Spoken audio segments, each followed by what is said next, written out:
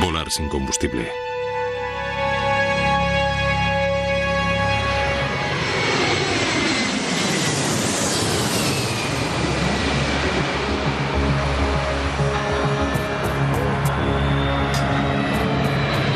...23 de agosto de 2001... En el Aeropuerto Internacional de Toronto hay una gran actividad. Air Transat es una empresa de vuelos charter que ha crecido rápidamente hasta convertirse en una de las líneas aéreas más importantes de Canadá. En pleno verano ya no viajan tantos hombres de negocios y se nota un ambiente veraniego. El vuelo 236 de Air Transat se dirige a Lisboa. La mayoría de los pasajeros son canadienses que van a visitar Europa o inmigrantes portugueses que vuelven a su tierra.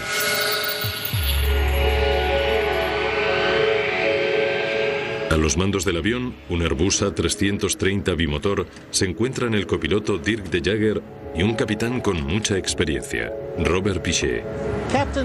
El capitán Robert Pichet se sale del perfil normal, porque hay que tener en cuenta que el capitán Pichet aprendió a volar en el norte, en las provincias de Quebec, donde de vez en cuando tienen que volar en condiciones muy extremas.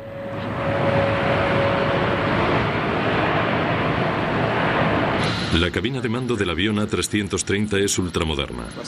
Equipos de ordenadores conectados a más de 100 sensores a bordo que supervisan constantemente el funcionamiento del avión. Este reportaje revela los serios problemas que surgieron después de que los pilotos desconfiaran de unas indicaciones inusuales en los ordenadores. En principio, los ordenadores ayudaron al vuelo 236 a despegar sin problemas. 236 pesado. Siga al A320 de Air Canada. Gire a izquierda en Romeo y espere en 24 derecha. Recibido. Seguimos al A320 de Air Canada. Giramos a la izquierda en Romeo y esperamos en 24 derecha. El vuelo 236 tiene 306 personas a bordo, incluidos los 13 tripulantes.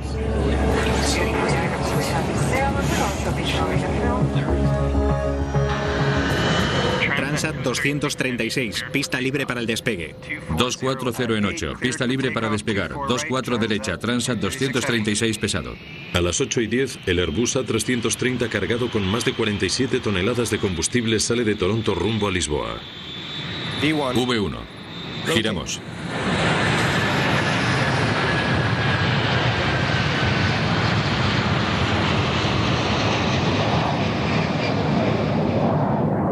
El pronóstico del tiempo sobre el Océano Atlántico es bueno. Todo se desarrolla con normalidad en la cabina, a excepción de un pequeño ajuste en la ruta. Para evitar congestiones, el control de tráfico aéreo desvía el vuelo 236 unos 100 kilómetros al sur de su ruta original.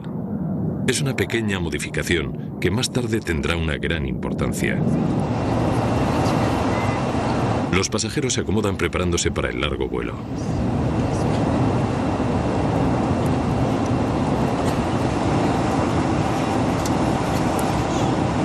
Todo parecía ir con normalidad. Yo había viajado anteriormente con Air Transat y no me quedé muy contenta. Por eso estaba sorprendida de la calidad del vuelo, que fuera puntual. El avión era más moderno y en general pensamos que era mucho mejor de lo que esperábamos. Estamos llegando a nuestro siguiente punto de control. Cada 30 minutos sobre el Atlántico, los pilotos cotejan su posición y el consumo de combustible con respecto al plan de vuelo. 11,2 toneladas a la derecha y 11,2 toneladas a la izquierda. A pesar de los sistemas computerizados, algunos procedimientos, como la comprobación de combustible a bordo, deben seguir realizándose de forma manual. Los pilotos pueden averiguar el consumo de combustible comparando la cantidad de combustible en los depósitos con la que tenían cuando despegaron. Completada la comprobación, el nivel de combustible es normal. De acuerdo. Durante las primeras 5 horas, nada se sale de lo normal. Para lo que va a ocurrir a partir de ahora, tanto la tripulación del avión como Air Transat y los investigadores del accidente han rehusado ser entrevistados. Este reportaje utiliza los hechos que se conocen sobre los procedimientos estándar de emergencia en vuelo y la opinión de expertos para reconstruir lo que ocurrió en el vuelo 236. Mira, nos ha aparecido una alerta. Temperatura del aceite baja y presión del aceite alta en el número 2. Con esta alarma empiezan los problemas. La presión del aceite en el número 1 está dentro de los límites normales. En el número 2 está ligeramente alta. La pantalla del ordenador indica que la temperatura del aceite en el motor número 2 es baja, pero que la presión del aceite es alta. Una indicación muy extraña. Los pilotos se hallan desconcertados. No veo nada aquí. Miraré en el manual. El aviso de temperatura del aceite baja suele ser indicativo de un problema de sensores o de lecturas. Normalmente la temperatura del aceite no baja, sino que sube. Y una temperatura baja en el aceite no debe preocupar a nadie. Luego, el aviso de presión de aceite alta es muy extraño. De hecho, nunca había oído algo parecido, pero normalmente tiene que ser debido a que han entrado en contacto el aceite con el combustible. Todo esto no aparece explicado en los manuales. Llama a la compañía. Los pilotos se ponen en contacto con el equipo de mantenimiento de Air Transat en Montreal. Transat 236 a centro Mirabel. Mirabel Transat 236. Hola. Hola, tenemos un pequeño problema. En el monitor central nos aparece el aviso de temperatura del aceite baja y presión del aceite alta en el motor número 2. Y no hemos visto nada en los manuales. ¿Nos puedes ayudar? Estoy mirando el manual. El personal de tierra no dispone de soluciones inmediatas. Los pilotos tendrán que arreglárselas como puedan. Pueden darles algún consejo sobre algún problema para que prueben por si acaso resulta. Pero en definitiva, sabes que los pilotos se tienen que valer por sí mismos allí arriba.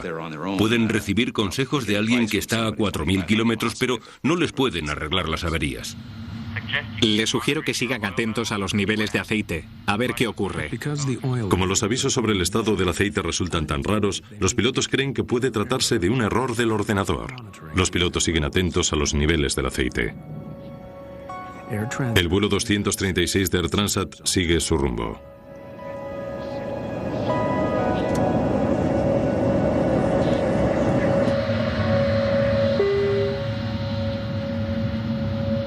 Pero a los 20 minutos aparece una nueva alerta. Alerta de desequilibrio del combustible. No lo había visto nunca. Sigue de cerca lo que indique la pantalla. Llamaré a la torre de control. En el Airbus 330 la mayor parte del combustible se halla en los grandes depósitos de las alas. El ordenador acaba de detectar que el nivel del combustible en la derecha es notablemente inferior al de la izquierda. Los pilotos consultan al manual de vuelo de Airbus, que recomienda transferir el combustible por una válvula bidireccional especial que permite que fluya de un depósito al otro.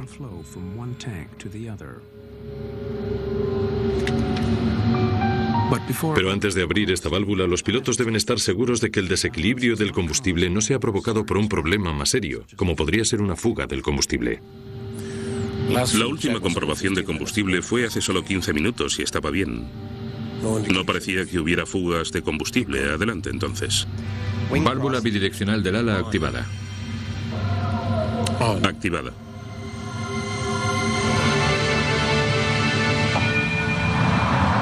Una vez que has iniciado el procedimiento de traspaso del combustible para corregir su desequilibrio,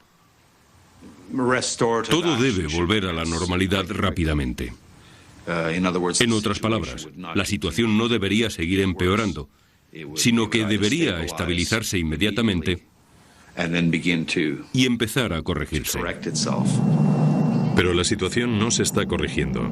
Los pilotos no saben que hay una gran fuga de combustible en el motor número 2, en la parte derecha del aparato.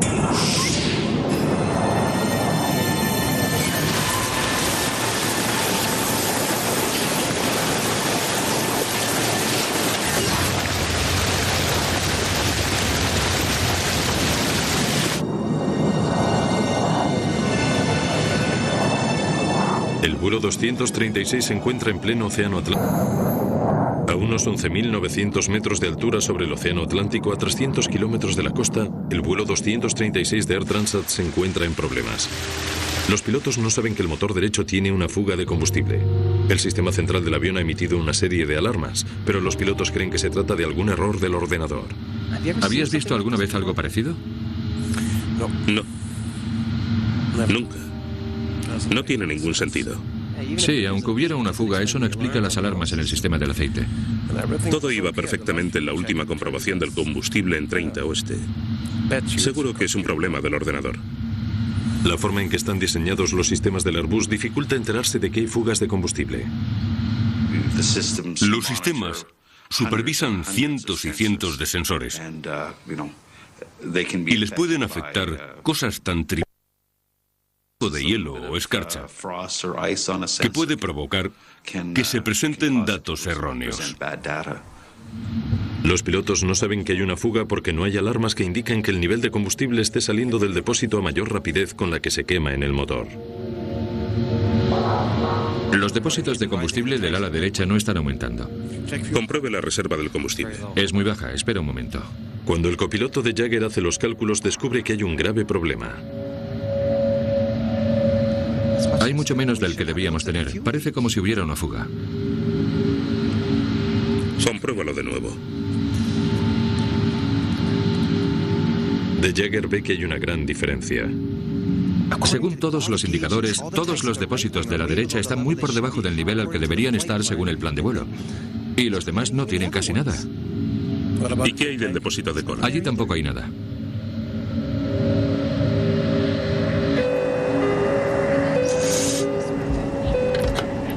¿Sí? Hola, soy el primer oficial. ¿Puedes venir a la cabina, por favor? Claro.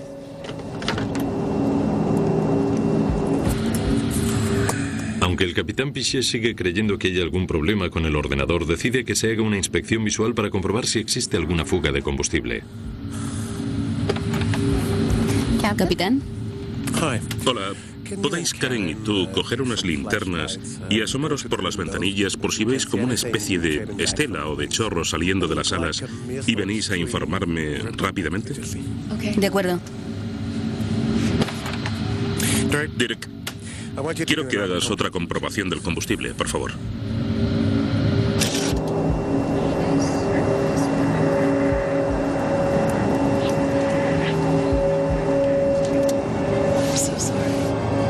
A la luz del día, el combustible saliéndose a chorros por el ala habría sido visible claramente.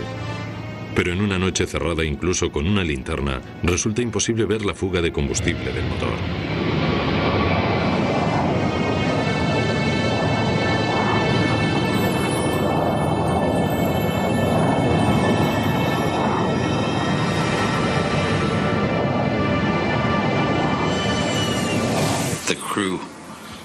Evidentemente, los pilotos se dieron cuenta de que la situación no solo no estaba mejorando, sino que estaba volviéndose muy preocupante. Y creo que se debió producir alguna discusión entre los dos pilotos en cuanto a qué decisión tomar al respecto. Si el ordenador no se equivoca, con el combustible que les queda, el Airbus no podrá llegar hasta Lisboa. El capitán Piché se ve forzado a desviar el vuelo. Tenemos que desviarnos. Llama al control oceánico. ¿Dónde está el aeropuerto más cercano? Transat 236 pesado a Torre de Control Santa María. ¿Dónde está el aeropuerto más cercano? Es posible que tengamos un problema de combustible.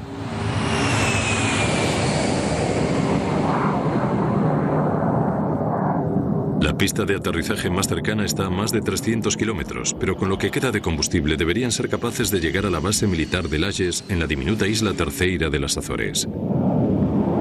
Aquí Santa María, Transat 236 pesado. Prosiga en 230, nivel de vuelo 119 directo, a 560 kilómetros del destino. ¿Declaran situación de emergencia? Santa María, manténgase a la escucha.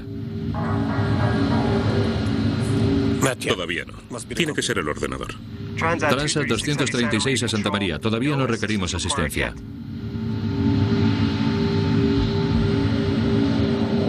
El vuelo 236 continúa rumbo hacia el sur durante los 25 minutos siguientes. Todo en la cabina parece transcurrir con normalidad, pero los niveles de combustible son cada vez peores. Debe ser el ordenador. Lo he comprobado. No queda nada en el depósito central ni en el de cola. Y lo que muestran los indicadores... Según los indicadores, el avión está consumiendo mucho más combustible de lo normal. Crean o no lo que dicen los indicadores, el capitán no tiene otra elección. Debe avisar al control de tráfico aéreo. Tenemos que declarar una emergencia. Transat 236 pesado a Santa María. Aquí Santa María, Transat 236 pesado. Adelante. Transat 236 pesado. Tenemos una emergencia. Nos falta combustible.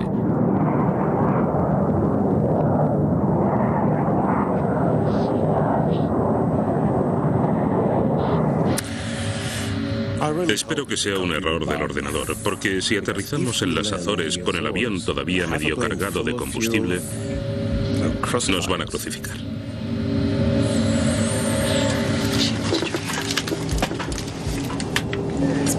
Pero a las 6:13 de la mañana, menos de una hora después de saltar la primera alarma, la situación se termina de agravar.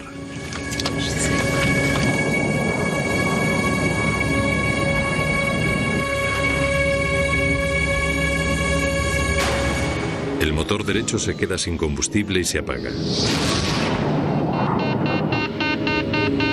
Estamos perdiendo el motor número 2. No me lo puedo creer. Vale, máxima potencia en el número 1. ¿Qué pasa? ¿Qué está pasando? Las luces empezaron a parpadear, lo cual me pareció que era una situación muy extraña. Con un motor, el Airbus no puede seguir volando a 11.900 metros. Deben descender rápidamente. Intenta transferir combustible del depósito central y del de cola. Transfiriendo. El indicador señala 0. No puede ser. No podemos habernos quedado sin una gota en todo el maldito avión. De acuerdo. No podemos seguir a 11.900 metros con un solo motor. Descenderemos hasta 9.700 metros para controlar nuestra velocidad. 236 a Torre de Layes. Hemos perdido un motor, fallo repentino. Entendido, Transat 236. Podemos verles en el radar principal. Se hallan a 250 kilómetros del aeropuerto de Layes. Estamos a 250 kilómetros del aeropuerto de Layes. Durante los próximos 10 minutos el Airbus continúa funcionando con un solo motor. Los pilotos siguen creyendo que puede haber algún fallo en el ordenador y que deberían llegar a Layes con combustible de sobra. Puede que no haya problemas. Pero el indicador de combustible está bajando muy rápido. Casi está llegando a 0.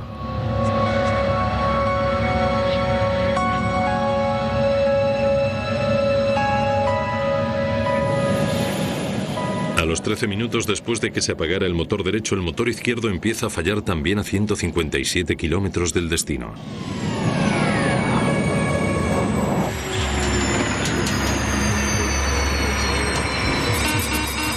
Estamos perdiendo el número 1. SOS, SOS. Hemos perdido los 2 motores. Se ha agotado el combustible. Estamos planeando.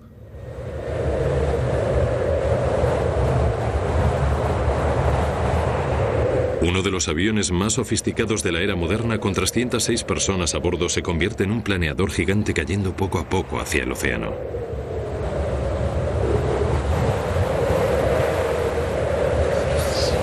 Oiga.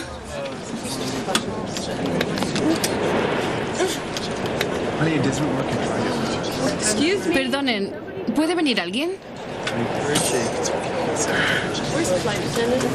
Oiga. Se podía oír el ruido que hace un alfiler al caer. No había ningún sonido en el avión, ni en la cabina ni en el exterior.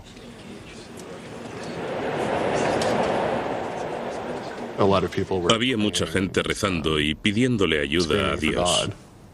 Lista de funciones que hemos perdido. Estabilizador, sistema hidráulico azul y amarillo, ADR 2 y 3, antideslizamiento, inversores de marcha, equilibrador de timón, radio de alta frecuencia 1 y 2. Sin ninguno de los 2 motores, nos quedamos sin sistemas eléctricos. Si los motores no funcionan, los generadores no funcionan y el avión no tiene potencia. Hay un pequeño aparato, una turbina de aire, que se despliega por debajo del fuselaje, cerca de la estructura aerodinámica del ala, y es una especie de hélice que se mueve con el viento y que proporciona energía muy reducida para poder utilizar los sistemas hidráulicos del avión. En otras palabras, aunque es un planeador, al menos es un planeador bajo control. Calcula hasta dónde podemos llegar usando el ángulo de vuelo sin motor. Nos encontramos a 9.100 metros con una velocidad de descenso de 600 metros por minuto. Podremos aguantar unos 14 o 15 minutos. No quiero morir en mi luna de miel. Estaba intentando tranquilizarla, diciéndole que todo iba a salir bien. Es muy difícil mantener la calma cuando estás pensando en que puedes morirte.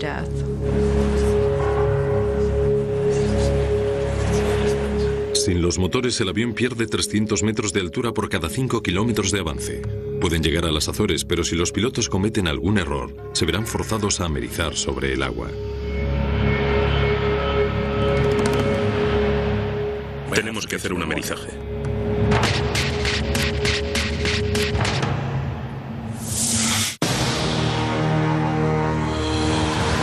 El vuelo 236 de Air Transat está planeando sin combustible sobre el Océano Atlántico. Aunque los cálculos iniciales indican que el avión debería llegar a Layes, el capitán Piché debe seguir el procedimiento de emergencia para casos de amerizajes. Prepara a los pasajeros. De acuerdo. La cabina se está despresurizando. Necesitamos las máscaras de oxígeno.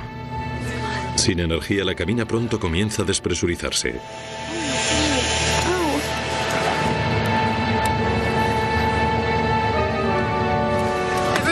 Por favor, todos presten atención. Estamos preparándonos para amerizar. Tienen que ponerse los chalecos salvavidas ahora mismo. En cuestión de, diría, 2 minutos, empezaron a salir las azafatas corriendo por los pasillos con chalecos salvavidas. Ese era un claro motivo de alarma. La primera pregunta que me vino a la cabeza fue, ¿qué está ocurriendo?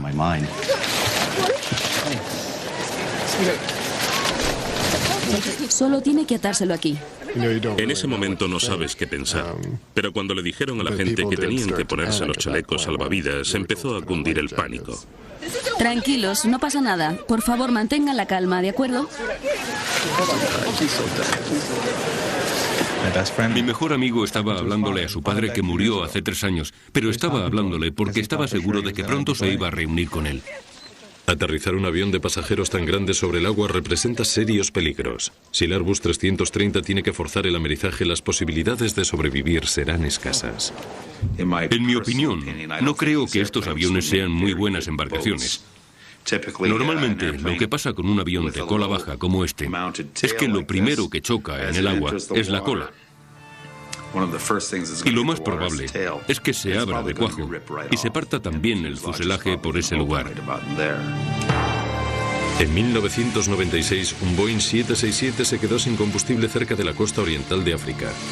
Un vídeo aficionado captó los momentos finales que muestran lo que ocurre cuando un avión intenta realizar un amerizaje.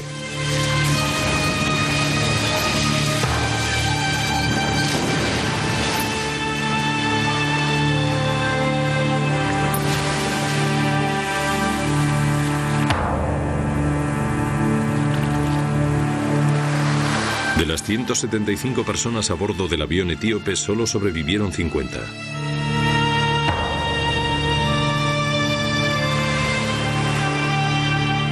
Las posibilidades de sobrevivir a un amerizaje y seguir flotando durante algún tiempo son muy reducidas. Si el vuelo 236 de Air Transat tiene que realizar alguna maniobra similar, se enfrentará a un desenlace igual de trágico.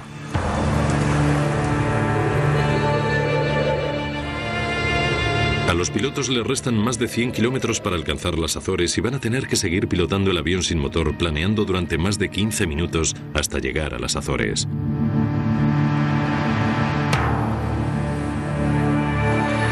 Aeropuerto de Layes, Azores. Transat 236 pesado a Torre de Layes. Aquí Torre de Layes, Transat 236 pesado. ¿Nos tienen el radar? Transat 236. Les tenemos en el radar principal, confirmado. Están a 130 kilómetros, su rumbo es correcto. Transat 236, Torre de Layes. Estamos intentando hacernos idea de la pista. Por favor, describa la posición y longitud de la pista. Torre de Layes, Transat 236 pesado. La pista es 3-3 y tiene 3.300 metros. Se encontrarán con el aeropuerto justo en su rumbo actual. Comuníquenmelo cuando lo tengan a la vista. Transat 236 pesado. No vemos el aeropuerto. Se lo diremos en cuanto lo localicemos.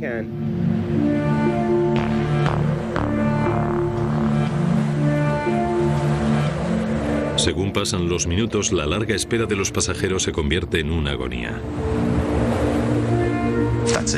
Ya está, se acabó. Vamos a morir en cosa de 5 o 10 minutos. Tenía que hacerme a la idea de que íbamos a morir. Era casi seguro. Y creo que en ese momento llegas a aceptarlo mejor de lo que nunca hubieras pensado. El hecho de la tortura de pensar que vas a morir, que era algo de lo que estaba seguro, es para mí peor que morir. Si tengo que morir, que me maten ya. Que cojan una pistola y me maten, o que dejen caer en picado el avión sobre el océano y podamos morir todos al instante. En tierra, los servicios de emergencia se preparan para el aterrizaje forzoso de un avión completamente cargado de pasajeros.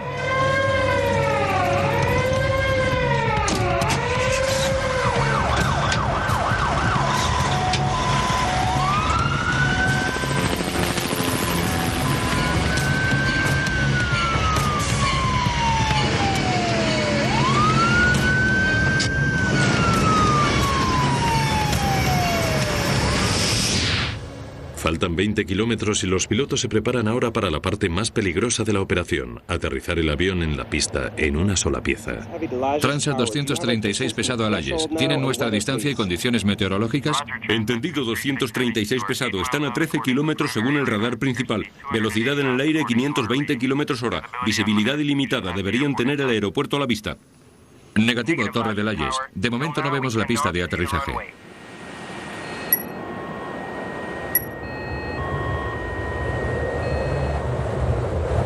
Los pilotos no tendrán ningún margen de error. Sin motores solo tienen una oportunidad para aterrizar. Si fallan o se pasan de la pista, los resultados pueden ser catastróficos.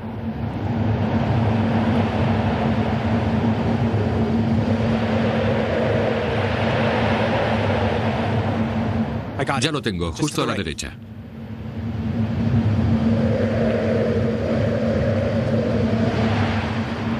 La velocidad mínima para la turbina es de 260 kilómetros hora y la máxima para la extensión del tren de 370. No bajes el tren hasta el último momento, ¿de acuerdo? De acuerdo. Los pilotos intentan perder altura y velocidad para el aterrizaje. Entendido, Layes, 11 kilómetros. Abramos los alerones. Nos frenará un poco. Alerones abiertos y bloqueados. Según se acercan a la pista, su velocidad aumenta peligrosamente. Si aterrizan demasiado rápido, podrían salirse al final de la pista. ¿Bajamos el tren? Espera. La velocidad son 370 kilómetros por hora. De acuerdo. Estabilizo la velocidad. ¿Puedes darme una velocidad de aterrizaje, por favor? Sin motores, sin alerones. La velocidad ideal de aproximación son 315 kilómetros por hora. Vamos demasiado rápido. Sí. Pero la pista es muy larga.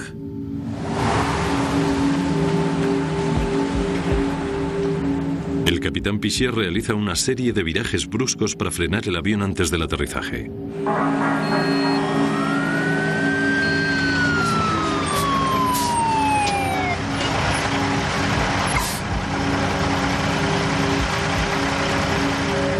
El avión llevaba un ángulo de 45 grados.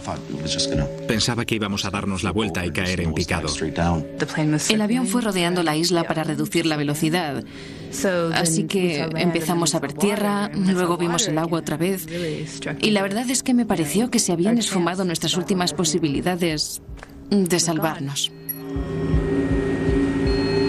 La pista es muy larga, sí, claro, pero al final de la pista hay un acantilado de 120 metros. Si no conseguimos parar, estamos perdidos. Se acabó.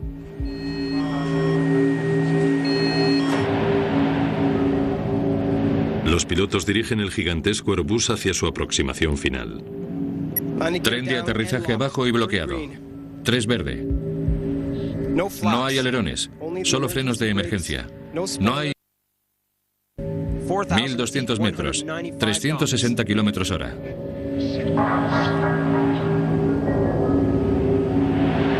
...900 metros, 365 kilómetros por hora.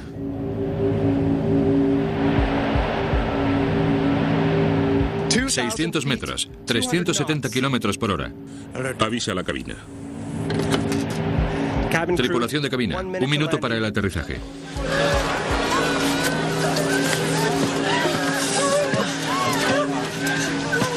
Agárrate.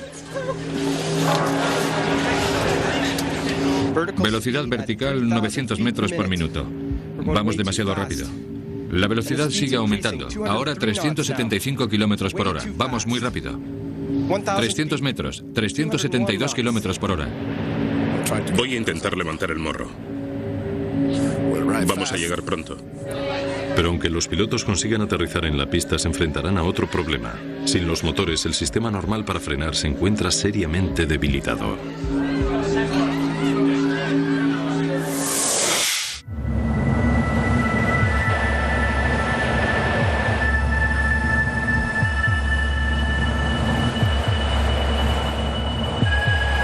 pilotos deben aterrizar el avión sin motores y detenerlo de alguna forma.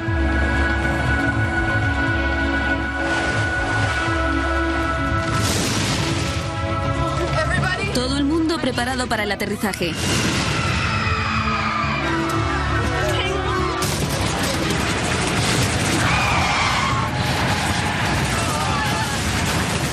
El Airbus toca tierra a gran velocidad. Los neumáticos han estallado. El capitán Pichet intenta mantener el morro abajo.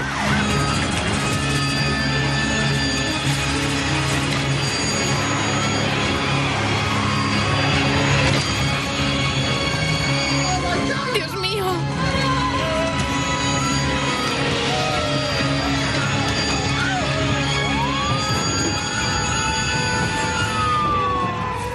Con 8 neumáticos reventados, el avión finalmente se detiene en medio de la pista.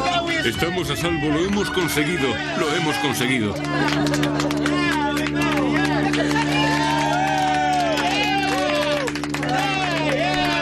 Vamos, todo el mundo fuera del avión, ahora mismo. Vamos, vamos.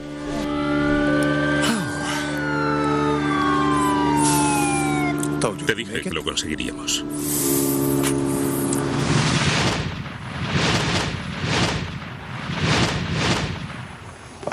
Yo solo quería salir de ese avión lo más rápido posible. Salté y me di contra el suelo. Creo que ni siquiera llegué a tocar el tobogán con el trasero. No me deslicé por el tobogán, corrí por él. Estaban gritando, salgan, salgan, así que yo salí corriendo del avión. Por el amor de Dios, ¿qué ha pasado aquí? Me tiré al suelo y empecé a llorar. Y una vez que has salido del avión y te han evacuado, quieres saber qué ha pasado. Pichet y De Jager habían pilotado su Airbus sin motores la mayor distancia recorrida nunca por un avión de pasajeros. Las noticias de su extraordinaria proeza recorren todo el mundo y se convierten en héroes a su pesar. Lo único en lo que piensas en ese momento es en la seguridad de los pasajeros. Es tu principal objetivo. Y puesto que no disponíamos de ningún motor, lo más importante era conseguir aterrizar con seguridad. Supongo que en ese momento pude aprovechar mi experiencia y gracias a eso y a la ayuda de mi compañero conseguimos aterrizar con éxito. Recibimos preparación para lo peor, pero nunca se sabe cómo vas a reaccionar en situaciones así. Más tarde, reflexionando, creo que actuamos con la mayor profesionalidad y de la mejor forma que pudimos. Me sentí contenta y di gracias al ver que todos los pasajeros se encontraban bien. Cuando ocurre algo así, la verdad es que nunca se sabe cómo se va a acabar. Al principio no te lo crees. No entiendes cómo es posible que un gran avión con 2 motores se quede sin potencia con 300 personas a bordo. Pero aunque resultó ser una historia de éxito, todavía quedaban inquietantes preguntas por contestar. ¿Cómo pudo haberse quedado sin combustible un avión tan sofisticado? ¿Qué había ocurrido exactamente con el vuelo 236? Fuera de las cámaras, las autoridades de transporte francesas, canadienses y portuguesas comenzaron la investigación del accidente inmediatamente. Las primeras investigaciones confirmaron que todos los depósitos de combustible del Airbus se encontraban realmente vacíos. Pero para perder más de 17 toneladas de combustible en tan corto espacio de tiempo debía de tratarse de una fuga muy grande. La pregunta era, ¿dónde? Los ingenieros examinaron el sistema de combustible buscando fallos en los depósitos y en los conductos. No tardaron mucho en encontrar lo que estaban buscando, justo detrás del motor derecho. En este caso en particular, había un tubo hidráulico, relativamente pequeño en comparación con el tubo más grande del combustible que, posiblemente, debido a los movimientos del sistema hidráulico, estaba rozando con el tubo grande.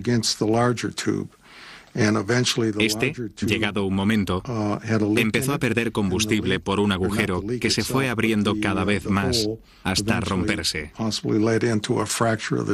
Y por ahí fue por donde se salió todo el combustible del avión.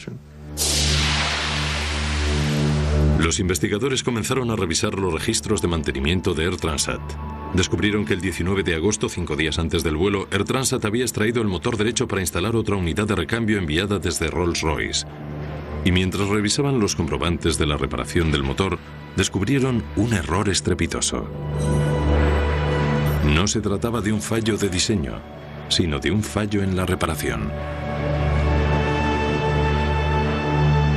Rolls-Royce les había entregado el motor sin la bomba hidráulica. Para solucionar esto, los mecánicos de Transat usaron las piezas de otro motor viejo, pero no quedaban perfectamente ajustadas, por lo que los tubos estuvieron rozándose durante 5 días, hasta que uno de ellos se rompió en mitad de una travesía sobre el Atlántico. El motor se recibió sin esos 2 tubos y sin el soporte. La finalidad de ese soporte era mantener un espacio libre apropiado. De modo que si quitaron el soporte del motor viejo y se lo pusieron al nuevo, los tubos se quedarían atrapados y unidos y posiblemente irían rozándose. Cuando los investigadores interrogaron a los mecánicos de Air Transat, encontraron pruebas de negligencia aún más inquietantes. El mecánico jefe testificó que a él no le parecía buena idea utilizar otro sistema hidráulico y que se lo comunicó a su superior 5 días antes del accidente.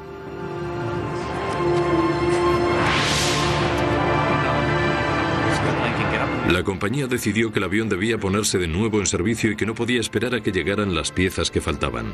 Debían proceder con las piezas disponibles. Las piezas de recambio solo se distinguían de las correctas en unos cuantos milímetros, pero esa pequeña diferencia estuvo a punto de costar 306 vidas.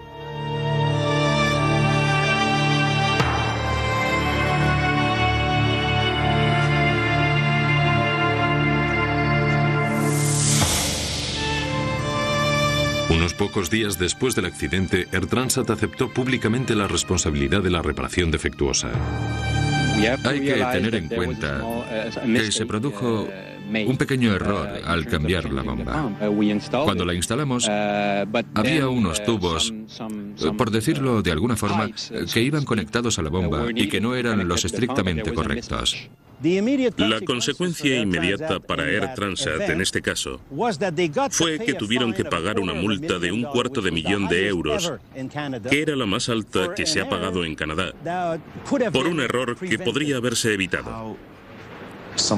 ¿Cómo es posible que alguien que se supone que está preparado para hacer su trabajo puede conectar algo que no corresponde a un motor y poner en riesgo 300 vidas? Eso es algo que me supera. Este incidente es un aviso muy importante de que las normas y la seguridad son primordiales y que si no se respetan se perderán vidas humanas. Y son vidas de verdad, no una cifra imaginaria, 300 o la que sea. Son gente real que sufren y siguen sufriendo, y si no fuéramos nosotros, hubieran sido nuestros familiares. Pero esto no fue el final de la historia.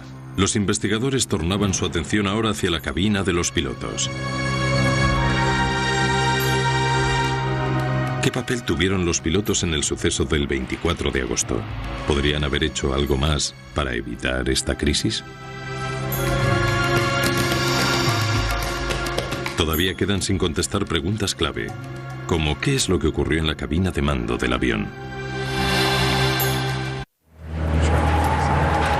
La investigación canadiense del vuelo 236 de Air Transat descubrió que se había producido una fuga de combustible debido a errores en el mantenimiento del avión. Air Transat había aceptado la responsabilidad y pagado una fuerte multa, pero la atención giraba ahora en torno a los pilotos y su actuación.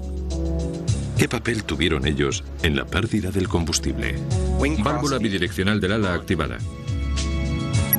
Activada. Cuando los pilotos abrieron la válvula bidireccional para transferir el combustible del depósito izquierdo al derecho, perdieron 17 toneladas de combustible en menos de 30 minutos. Pero su error fue no cerrar esta válvula para haber evitado una mayor pérdida. Hemos perdido los 2 motores. Se ha agotado el combustible. Estamos planeando.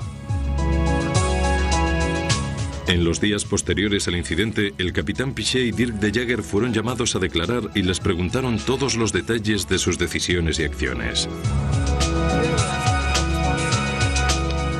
Pasados más de 2 años, las averiguaciones seguían sin publicarse. Lo que sigue a continuación son posibles explicaciones de lo ocurrido aquella noche, basados en hechos conocidos y en opiniones de expertos. Temperatura del aceite baja y presión del aceite alta en el número 2. Las alertas de presión del aceite alta y temperatura del aceite baja del motor número 2 en el ala derecha no tenían por qué hacerle sospechar a los pilotos que existía una gran fuga de combustible. Las indicaciones que les aparecían con respecto a los sistemas de aceite probablemente no tendrían por qué ser motivos de sospecha. Se pudieron haber preguntado qué era lo que causaba esas indicaciones tan raras, pero no hay ninguna explicación clara, ni tampoco les habían instruido al respecto como para que sospecharan que había problemas en el sistema de combustible. Seguro que es un problema del ordenador. Pero aunque los pilotos pensaran que sería un error del ordenador, las alertas en relación con el aceite eran en realidad correctas y la primera señal de que existía un problema mucho más serio. Alerta de desequilibrio del combustible, no lo había visto nunca. Al aparecer el aviso de desequilibrio del combustible 20 minutos después indicando una menor cantidad de combustible en el ala derecha, no parecía relacionado con las alertas del aceite y pudo reafirmar al capitán Piché en su idea de un error en el ordenador. No aplicar este procedimiento si se sospecha que hay una fuga de combustible. A pesar de sus dudas, el capitán Piché estaba obligado a seguir el procedimiento de Airbus para corregir el desequilibrio. Abrió la válvula bidireccional. Válvula bidireccional del ala activada.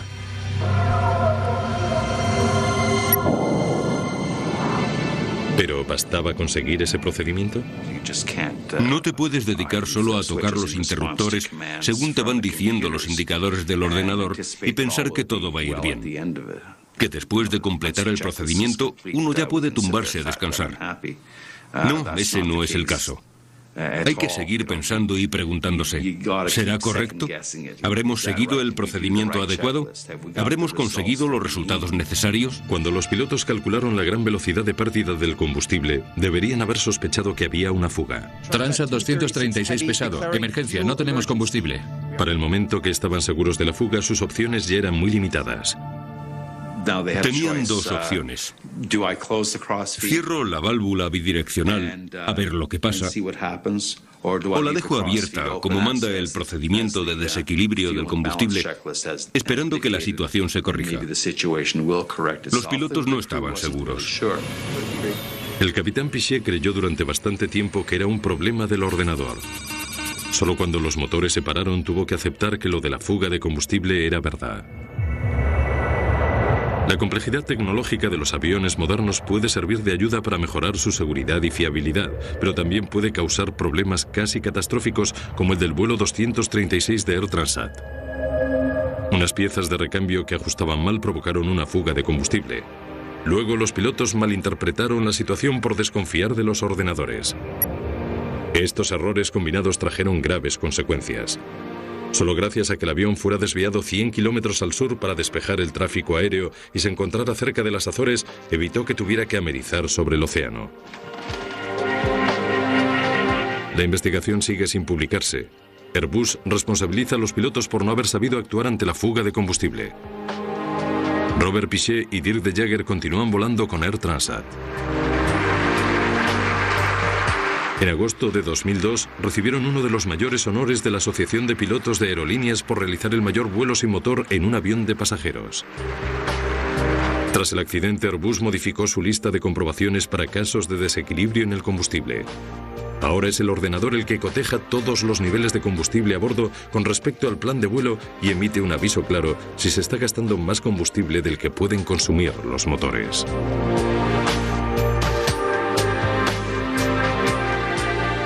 Rolls-Royce ha cambiado sus manuales de servicio para alertar a sus clientes de la incompatibilidad de dos piezas casi similares.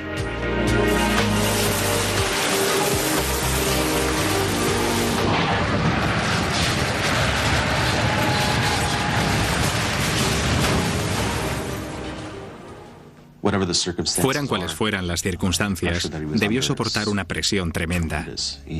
Consiguió aterrizar el avión, solo rompió 8 de los 12 neumáticos y salvó a 300 personas. Salvó 300 vidas.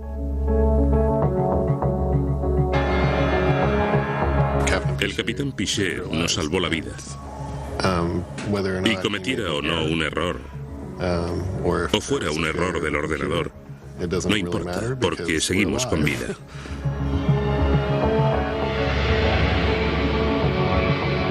¿Que si creo que es un héroe? No. ¿Que creo que es un enorme piloto? Sí. Gracias a Dios que las islas de las Azores estaban ahí, porque nos salvó la vida. Pero si el tubo del combustible se hubiera roto 2 o 5 minutos antes, habríamos acabado en el agua y probablemente yo no estaría aquí contando esta historia.